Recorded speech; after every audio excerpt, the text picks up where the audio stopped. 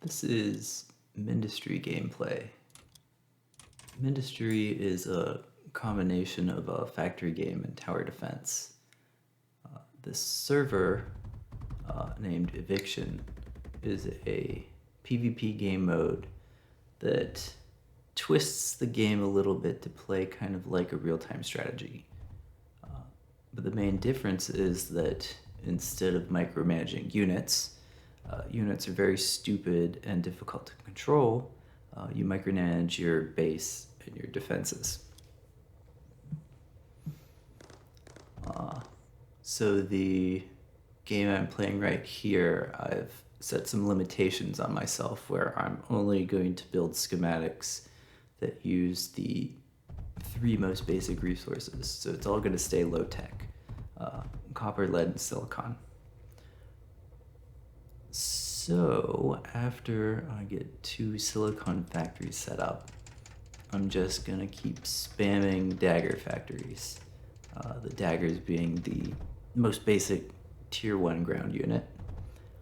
And a lot of players don't actually know what to do when they're facing hundreds upon hundreds of daggers in a never-ending flood. So this is a good sort of skill check to see if somebody knows what to do with their defense to actually stop an endless horde of daggers.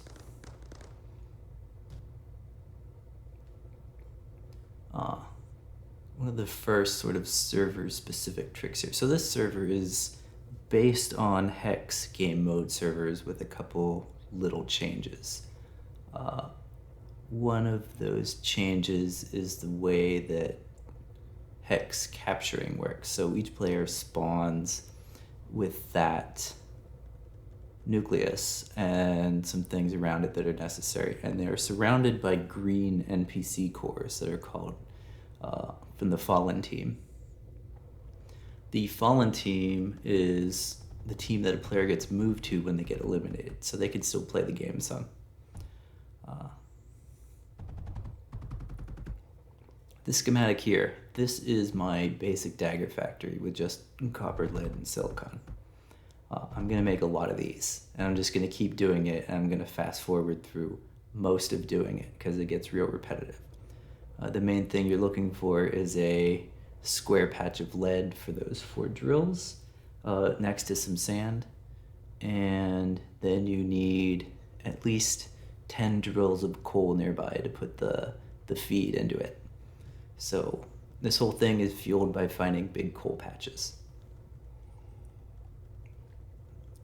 Once you get the coal patches, you control your units with just the basic stop, rally, or attack. For the first few hexes, because the NPC cores have phase walls in it, which reflect shots and kill off your daggers if you're not careful, you want to try to stop them outside of the range of those reflections. At which point 3 daggers is enough to actually take a core, and when they kill it, you capture it for yourself and you can build there safely. Once I get up to 8 or 10 of these dagger factories total, then you can just leave it on attack and there'll be enough daggers spawning that they'll go all the way through and you don't have to worry about the reflecting phase damage, which gives you more attention to actually do the building.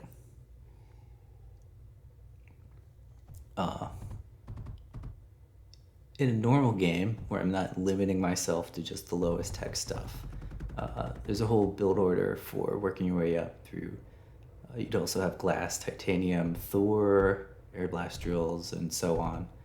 A lot of that build order stuff just goes out the window when you're doing this. You're just trying to take as much space as fast as possible, because if this is actually going to work against anybody that knows what they're doing, you need to get your dagger factories producing and marched over to them as soon as possible, because the sooner you start getting units into their hexes, the sooner they have to stop what they want to do and they have to start putting up defenses for it.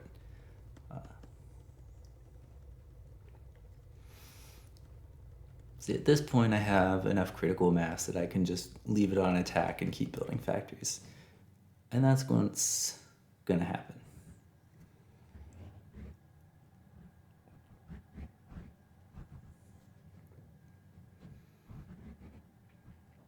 So there are 4 other players in this game.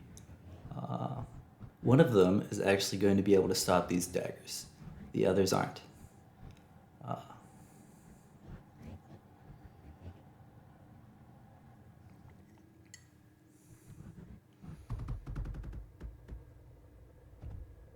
Now at this point, because the 2 ground factories use silicon, I've actually outstripped those first 2 silicon factories. So I'm gonna have to step off to the side and build a 3rd one, and then go back to the normal scheme of things.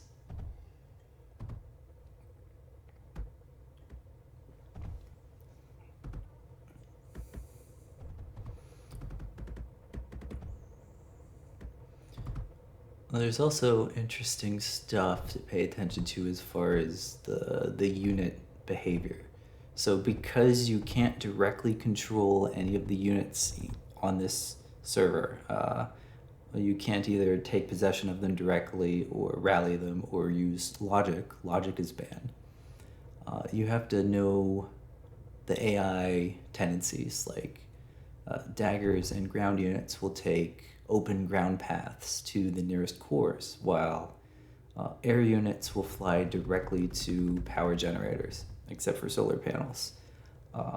That kind of stuff will come into play. But there are ways to get around that and get at least some sort of loose control, generally based on building. Like I'm putting up those junction walls to prevent my dagger streams from wasting themselves going into the cyclone that was put there by a fallen team person that left. So instead of pointlessly dying against that turret, they will continue going to the empty NPC cores with just phase walls and expanding my space on the map.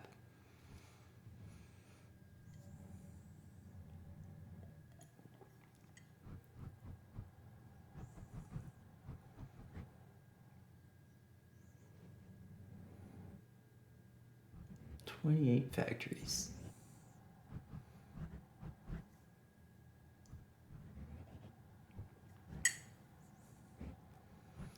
Incidentally, this is the same thing you want to do if you want to try and do a speed run of clearing an empty map in Eviction, is you just keep building these dagger factories towards the center of the map. And you can get a map clear in 14 or 15 minutes.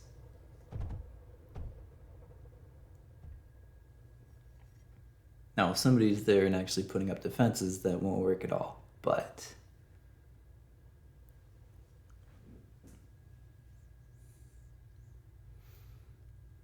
so now my upper wave has actually gotten to this orange player in the upper left corner.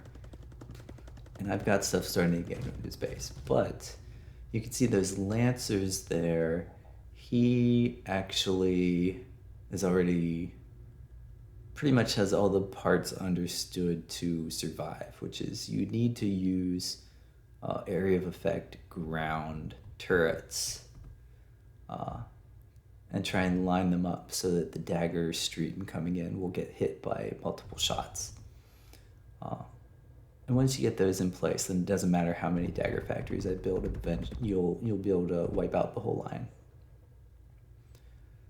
So if he can surround his stuff fast enough in those, then he will be safe from this attack.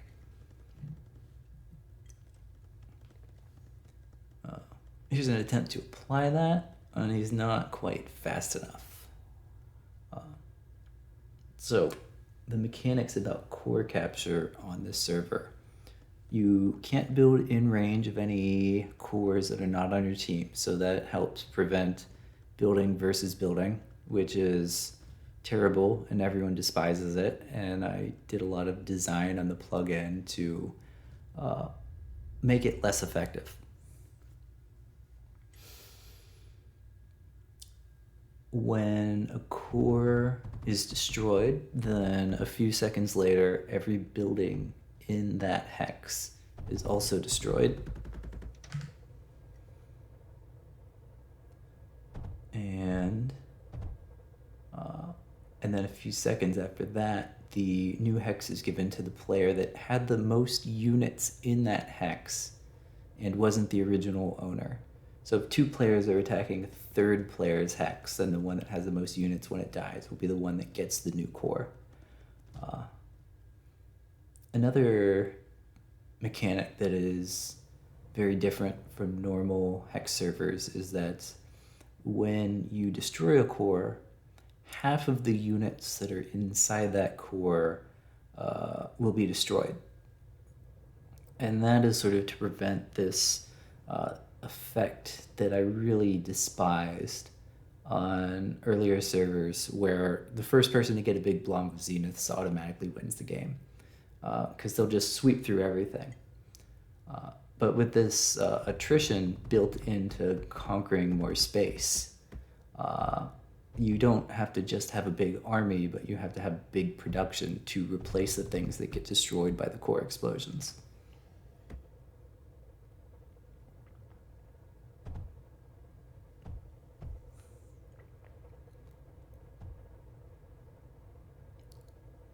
One little exception to those rules is that if you build T4 or T5 units, those have a lower probability of being destroyed by a core explosion. So they'll survive a little longer if you're using T5s to take cores, but they're not invincible from that.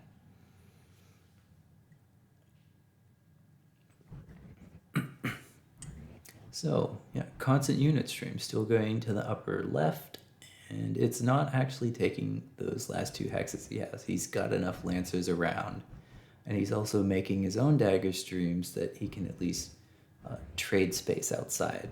But a lot of that is just sort of this World War I no man's land where things cross it and blow up constantly, and nobody ever actually makes any progress.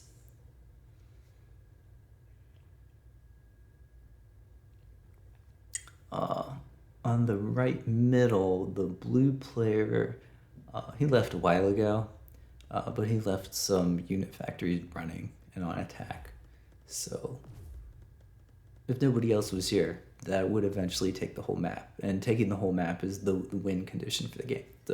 This here, these flare factories, that's going to be my undoing for this game, because air units go towards power generators, and each one of these schematics has some combustion generators in it. Those flares, when they start spawning, they're going to head for my unit factories. They get distracted by daggers. They get distracted by cores. But they're going to start being able to take back space, and they're going to head for space that has my buildings in it. And since I'm not building any defenses as this restriction on myself, it's just going to have to... The only thing I can do about that is build more daggers.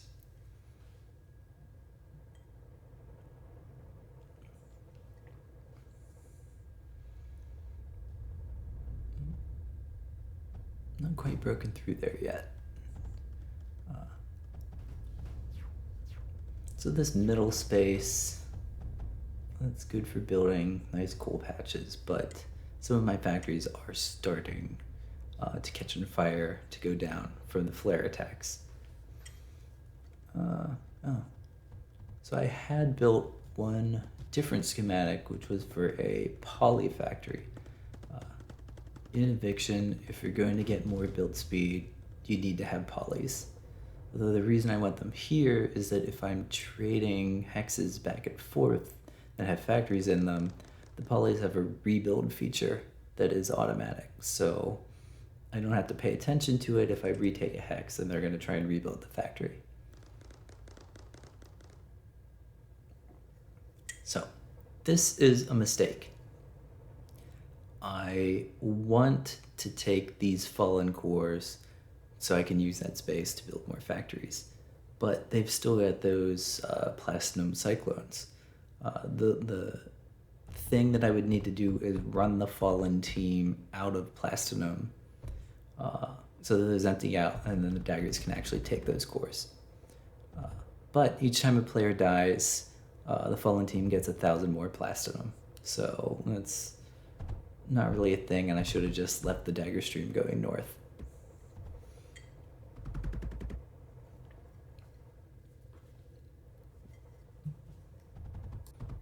So, yeah, the fallen team, they get resources automatically each time a new player is killed or gets assigned to it if there's no spawn space left. And that's meant as sort of a something for a player that's lost to do to keep them on the server and engaged, or maybe you can have a second try to get your revenge on the person that killed you. They have to have Platinum because at the point of a good game, if someone has been killed, there's probably zeniths and air units on the field. And if that's the case, then they're going to head for any fallen, like, to get an economy up and running. The fallen are going to have to make generators, and then those zeniths are going to head straight for them.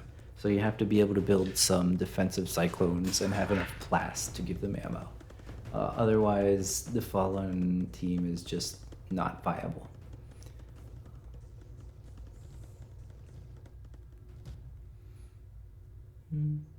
Making progress on the stuff that blue left behind, and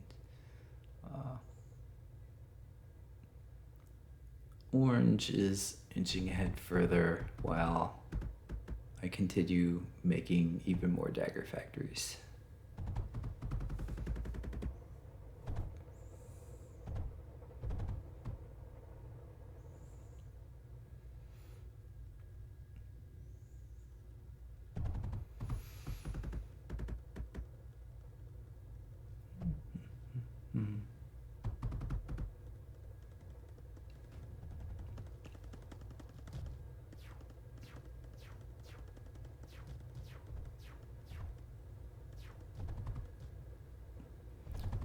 So each time all the polys fly away like that, that means something is destroyed and needs rebuilt, and their AI is sending them to do it.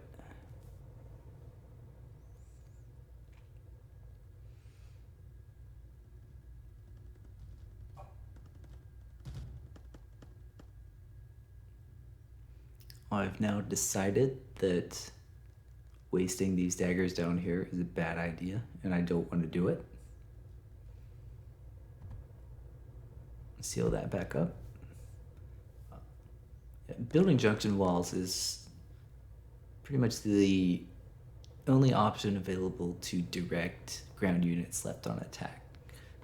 And usually that's either put them in a cage so that you can rally them up, or stop them from going into something that is obvious death and a waste. Yep. Lost factory. Lost 4. So he's building zeniths now. Zeniths are going to hold up a lot better against the daggers, and they've also got the air unit AI, so they're going to go towards factories. They're going to take cores, they're going to take space.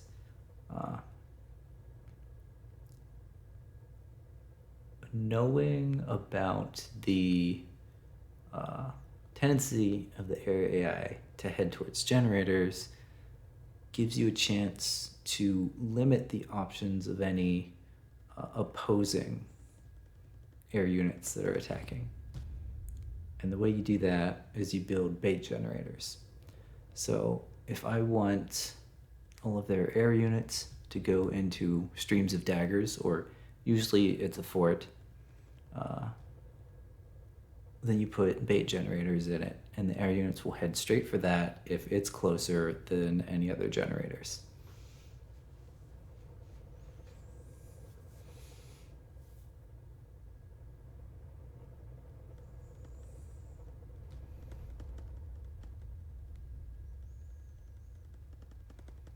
And here they are. So you see, as soon as those go down, it's going to start drawing flares that spawn over here into the waiting arms of my dagger stream. They don't last long.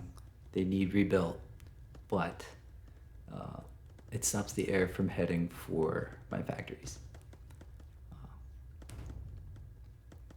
Now he is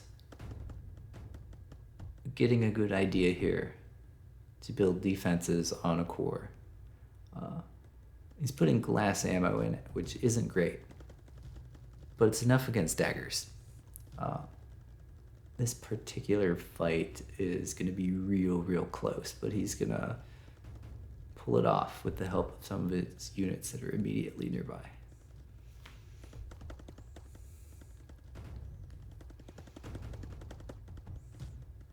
Bait.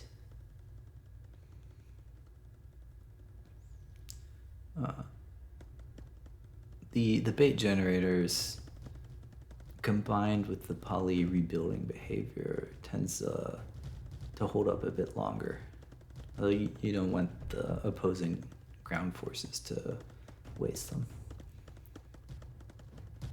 But I've also got a ton of monos mining copper and lead at this point, so there's no wasting those resources possible.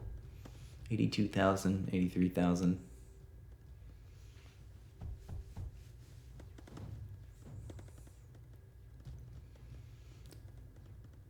A drawback of the Zeniths is if they see a unit, they're going to turn and attack towards it. So a lot of my daggers serve as good distractions, stopping them from heading close enough to actually take out factories.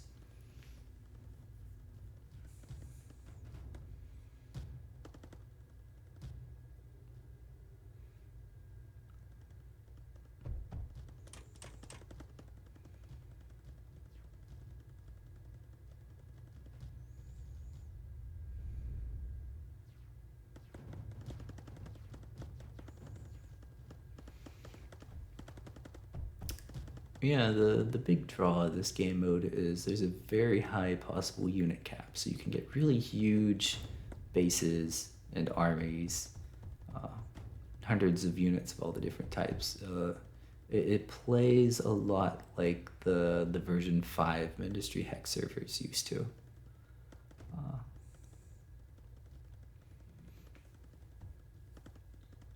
There's a number of regular players that used to play version 5 hex servers and moved on to this.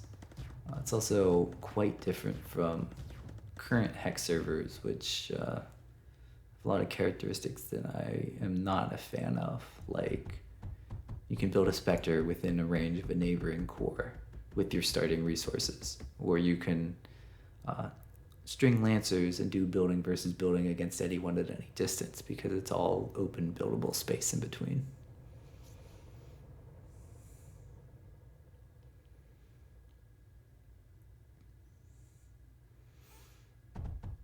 Alright, so I also don't want my units to go around the backside towards those fallen cores. I want everyone heading towards that orange player now. Yeah, at this point, blue is completely gone, and there's just the one guy left hanging on. 264. Big unit caps. Now, I'm not doing it here. This is just leaving everything on attack, but using the command center block to rally and stop and so forth, you can make really huge blobs of units. And for a more competitive game, when the opposing player has big, tough-to-break forts, you have to make giant armies built up and siege them down.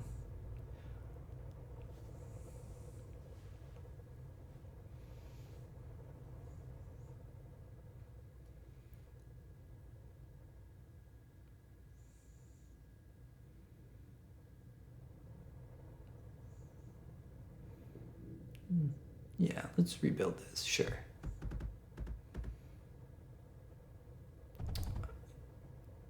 The air bait on the other side of the map has turned away all the air units that had been doing damage here. And the polys have done some rebuilding too.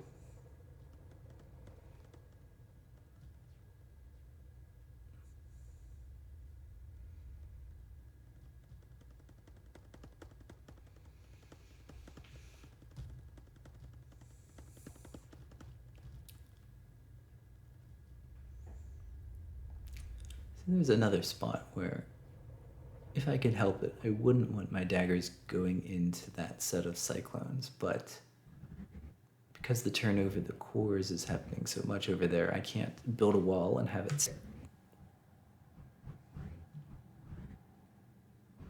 It gets destroyed with the core explosion like everything else. Building up in this area over here is safer because this is much further away from their air factories. So these factories are more likely to keep producing for a while.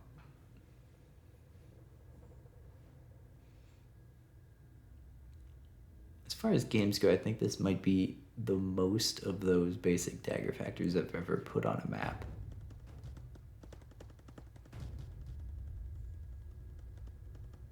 Yeah, and now he's figured out you make a little array of lancers that are kind of staggered and give them a little mending, and that will stop any number of daggers coming in.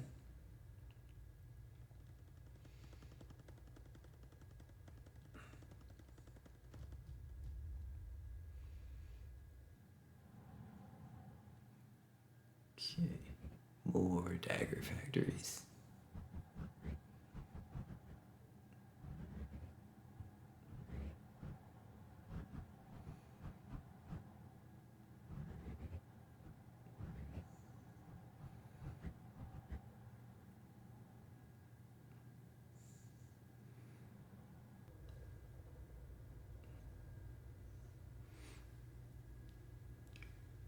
So I've pretty much lost my nerve. I'm doing some other things.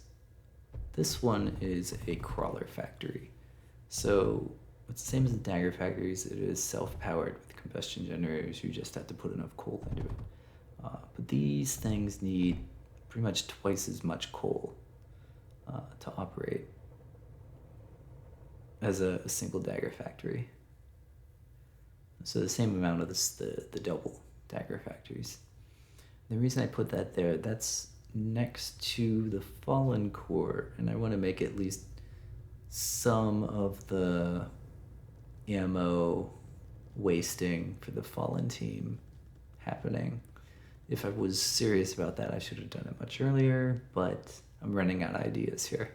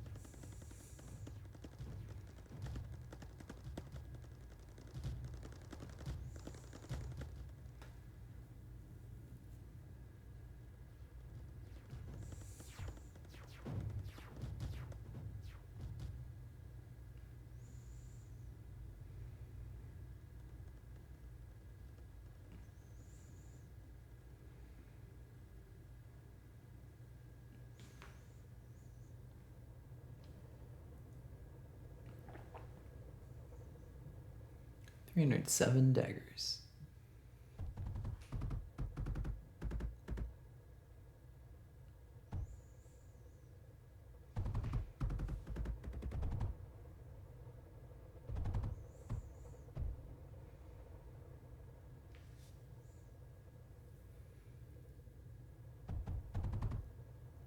Another crawler factory.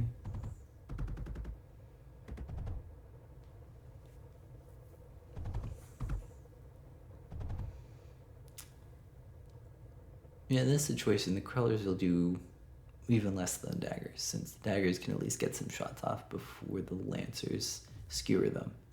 But the crawlers have to get all the way to wherever their destination is. In mixed armies, they're a great distraction, and they also sort of usually take a different path. Their speed helps a little bit. But in this case, it's just flinging more deaths into the lancers.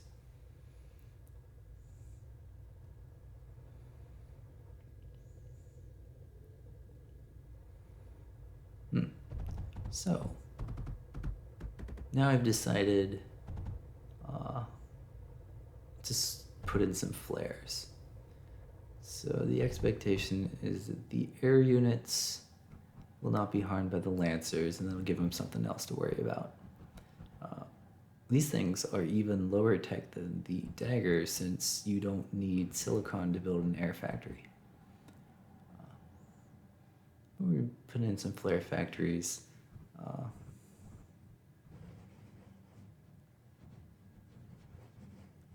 If I stopped everything and let them build up a little bit and then attack, then that might be more of a surprise. But he will notice them and start putting up scatters.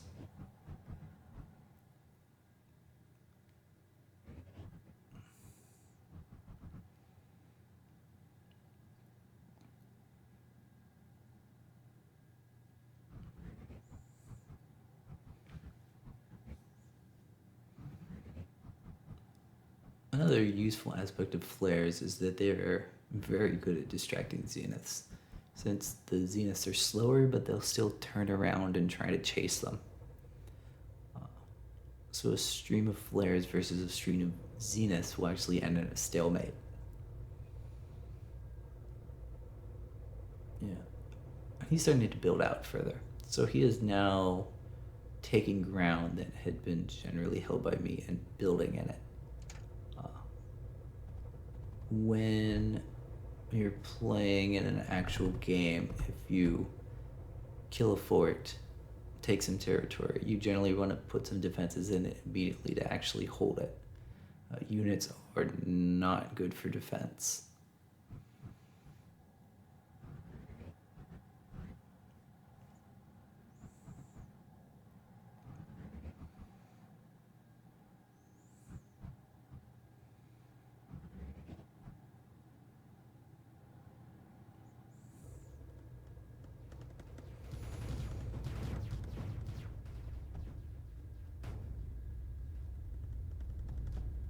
Yeah, so this is 7-8 zeniths in a pile, and they've taken out my poly factory, so now I'm missing my poly factory. Without that, I'm not really going to be able to rebuild. Generators keep things distracted, and they're going to keep working their way through the factories. 51 minutes.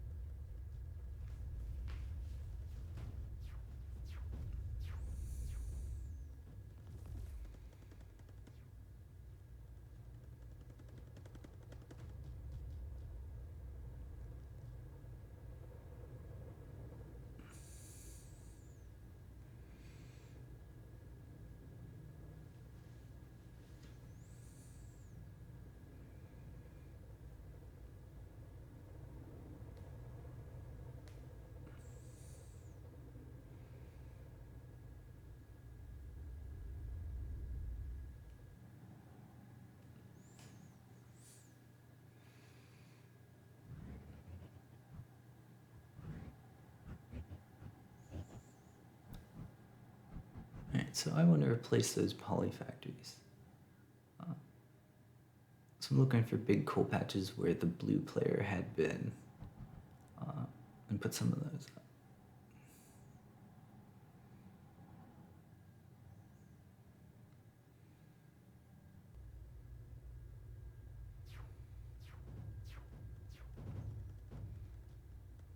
And while this is going, he's adding more zenith factories. And enough of these will definitely turn the tide. Their homing rockets have some area of effect, so clustered zeniths versus single dagger bullets, zeniths have an advantage, especially if a group of them build up in a pile.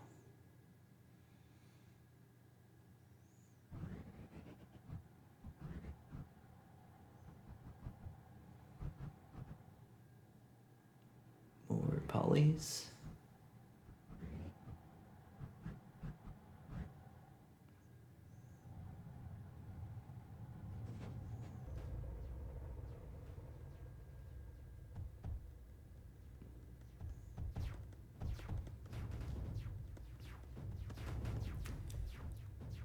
So this isn't great advice for how to play with the best players on the server, but if you're on an empty server, the only thing you need to do is build dagger factories, and you'll be able to win the map and move up in the rankings.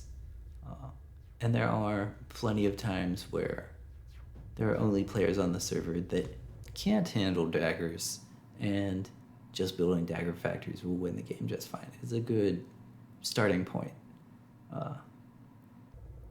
Once you've mastered just having daggers, then you can start to build forts, and you can work on doing better economy and better units and unit control. Oh yeah. Now he's chewing through real fast. So this is the point that I call it. He did fine, and I politely used the die command to make the game finish sooner. And that'll kill all my cores.